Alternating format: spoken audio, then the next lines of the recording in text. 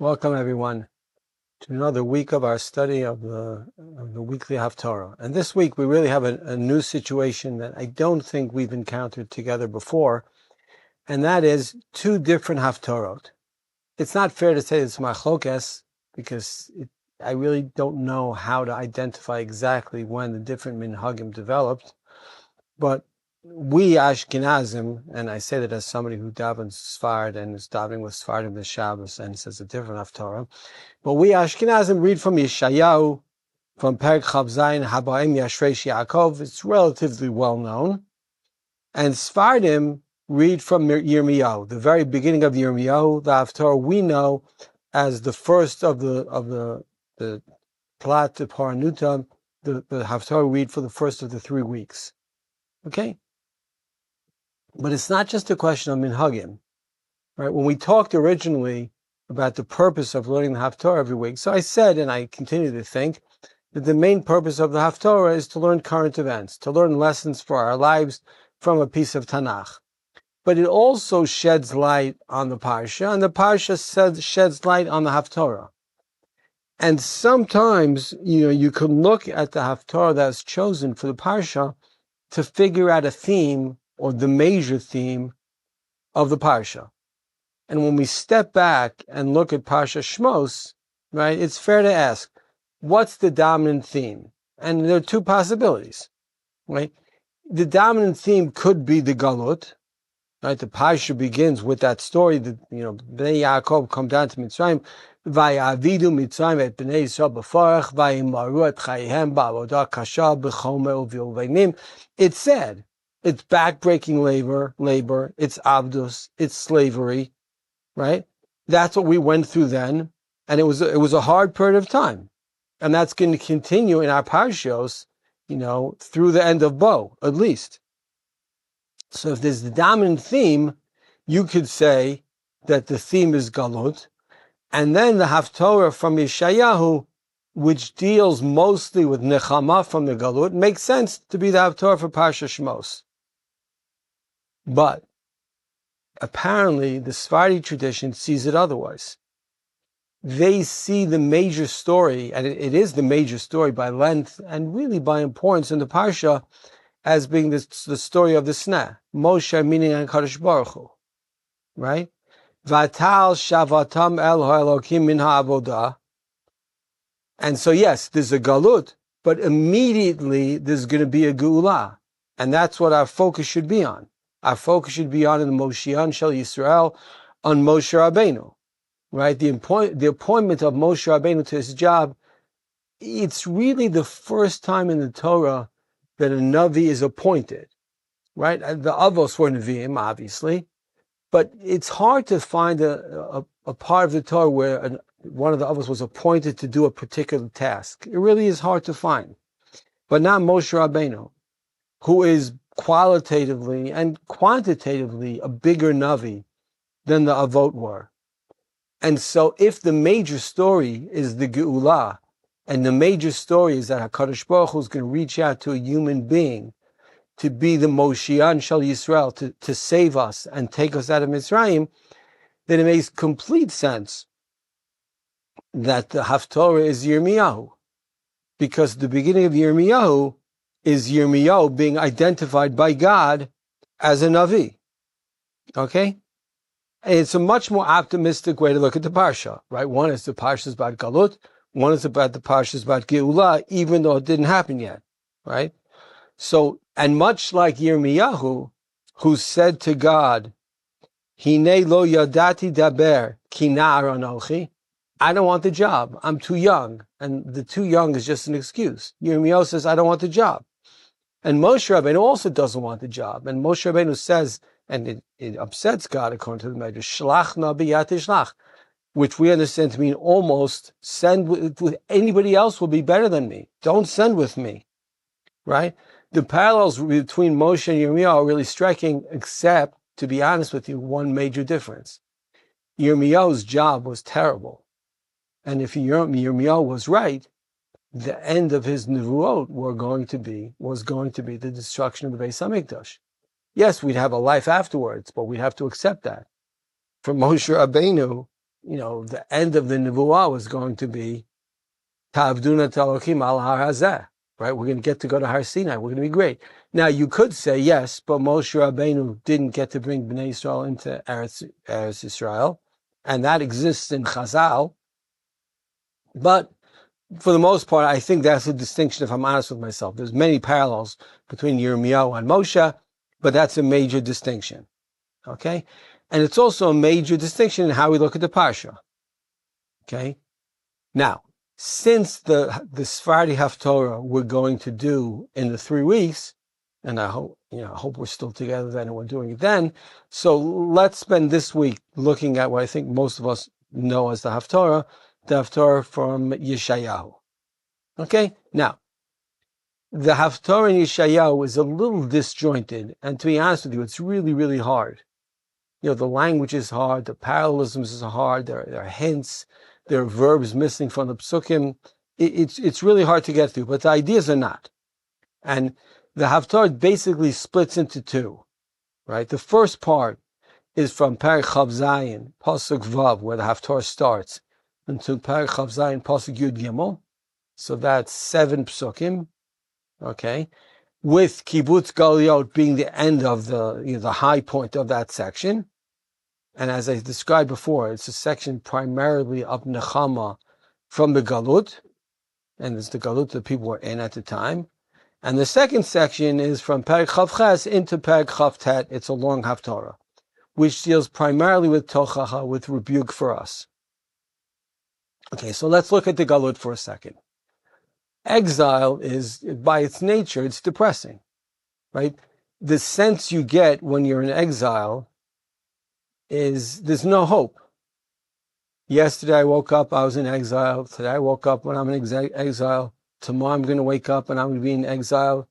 It's sad and it's depressing because you don't see an end to it, right? Your sense is, the Jewish people in Mitzrayim, their sense was Mitzrayim is a superpower and it's stable. And that's not going to change. Nothing's going to change. And whether it's Persia or Rome, nothing's going to change. They're more powerful than us, and they'll be more powerful than us forever. And that's fundamentally depressing. In fact, the idea can really be seen in the pasuk about geula. And it's a pasuk I love. Maybe it's because the song is so popular. V'haya bayom hahu yitaka b'shofar gadol, uva'u ha'uvdim be'eretz Ashur, v'hanidachim be'eretz Mitzrayim, v'ishtachvu Adonai b'har HaKodesh b'Yerushalayim. Right? The dispersed portions of the Jewish people will be returned to Jerusalem. The sense you get from the pasuk is that it's a miracle. And when I say a miracle, I mean it comes directly from God and only from God. It's not as if the people woke up and decided we should do tshuva, we should accept HaKadosh Baruch Hu, we should change our ways, as a result of which God responds to them. It comes, as the Navi says, Vaya bayom hahu. Bayom hahu is a phrase you see in Yeshayahu, that great day, like suddenly, out of nowhere. That's how it happens. There's no process, there's no build-up, there's no excitement. They don't wake up and see it and see, in a few months, if this continues, there's going to be some rebellion, and I'm going to be able to return to Yerushalayim. There's just HaKadosh Baruch Hu. Lahavdil or not lahavdil. If you live in Iran, so you live in a country where you suffer great repression. Okay, now there's rebellion. Rebellion may be too strong a word, but there are protests, daily protests. So maybe you see, a chance of life getting better. Maybe the same thing can be said about Venezuela. I happen to know somebody from Venezuela who's happy, very excited that Trump took it over. I have more mixed feelings. But the idea is, when it's human beings doing it, there's a sense that's going to happen. There are events that you could follow. But when it's God who does it, when it's a miracle, it comes by Yom Mahu. It comes out of nowhere, like a thunderbolt. And you're not prepared for it. And so you're depressed till it happens. And that's how it was in Mitzrayim, right? One thing we're sure of is there wasn't a big tshuva movement in Mitzrayim. There wasn't, the Jews didn't start wearing tzitzis. Whether there was a mitzvah or not, that goes to something else. There's just God told Avram Avinu in advance, "V'acharechen yetzu b'rechush gadol," not because they deserve it. Maybe God's saying, I'm going to pay them back for having lived through it, but it comes out of nowhere. It comes out of Haftara b'Hakadosh Baruch Hu. I don't mean that in a negative way, God forbid. I really don't. But it's not something that can be anticipated. It's not something that you feel is going to happen. Okay? So until it happens, you're in some sense depressed. You're living the life that you're living. You don't see that it's going to change. Okay, when it changes, by Yom Ahu, that's great. But until then, it's hard. And that's what Yeshayahu, I think, is trying to comfort us from in the first part of the Haftarah. Now, the first part of the Haftarah does have some tochacha. For example, in Pasuk Tes, says the Navi, Lachen bezot yichupar avon Yaakov, v'zeh kol pri haser chatato, b'sumo kol avnei mizbech ka'avnei gir menupatzot, Lo yakumu asherim v'chamonim. Right? This is a pasuk about Avodah Zarah. Lo yakumu asherim, Asherah trees, and chamonim, sun gods. Right? We're going to give all that up.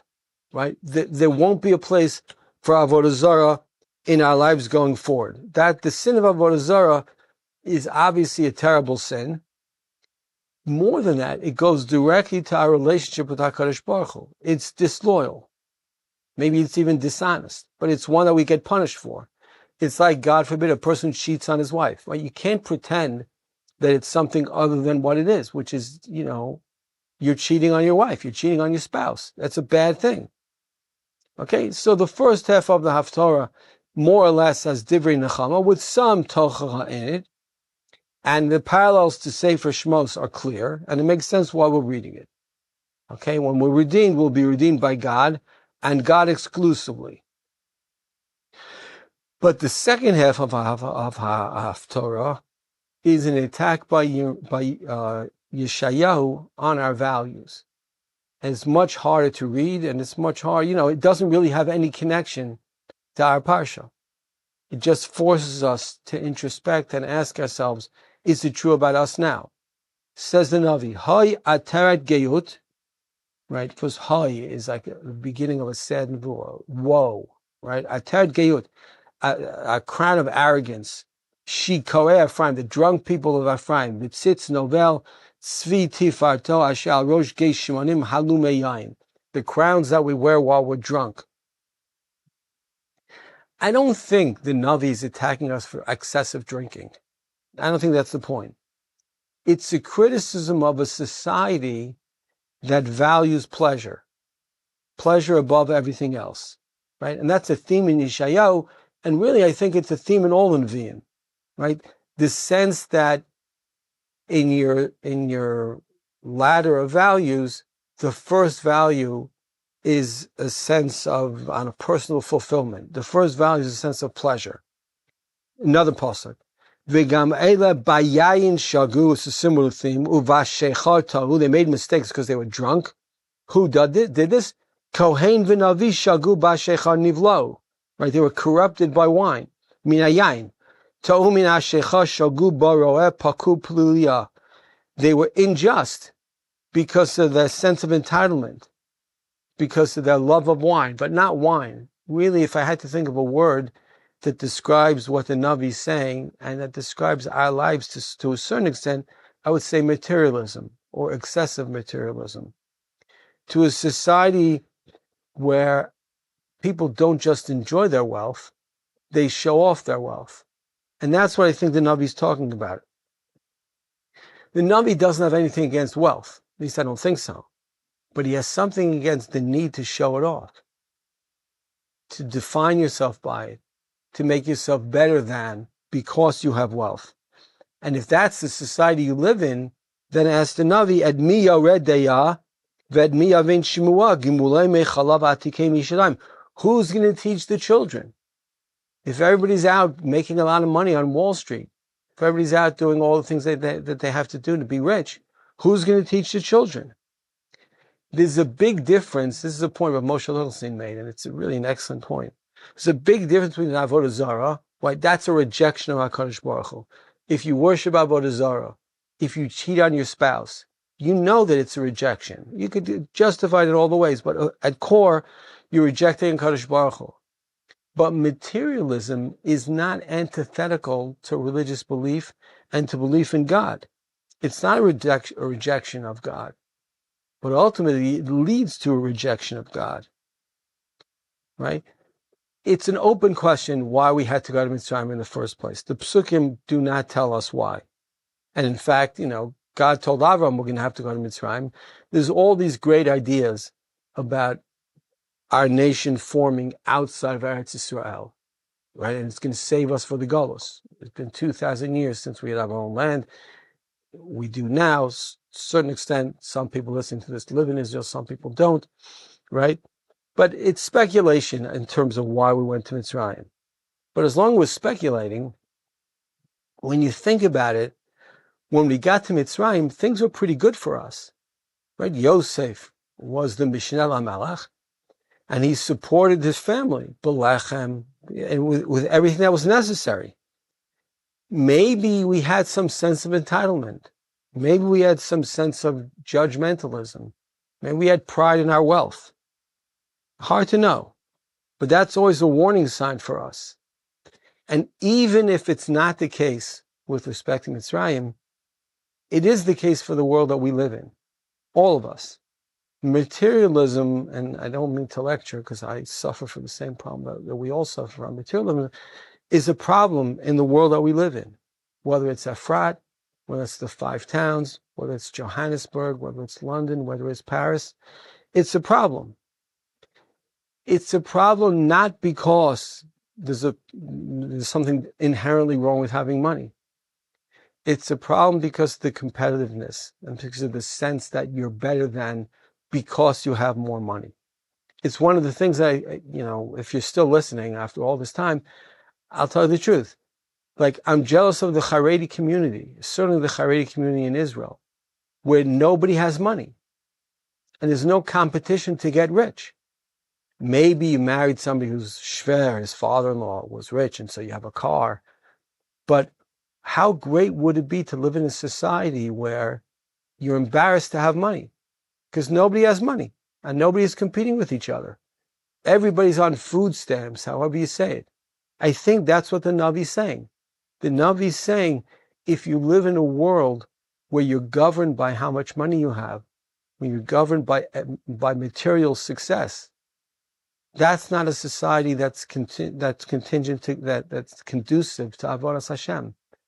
And there really is something to the fact that when we need HaKadosh Baruch Hu, right, when we don't have money, when the fridge is bare, when the pantry's empty, we're much firmer, we're much more committed to HaKadosh Baruch Hu than we are otherwise. But you could say it in a more positive way. Wealth is a test of our emunah. If we can be successful financially and still worship HaKadosh Baruch Hu, and still feel the same need and the same sense of, without HaKadosh Baruch Hu, how am I going to make it through the day? That's really the greatest form of Avodas Hashem that's possible. I think that's what the Navi is saying.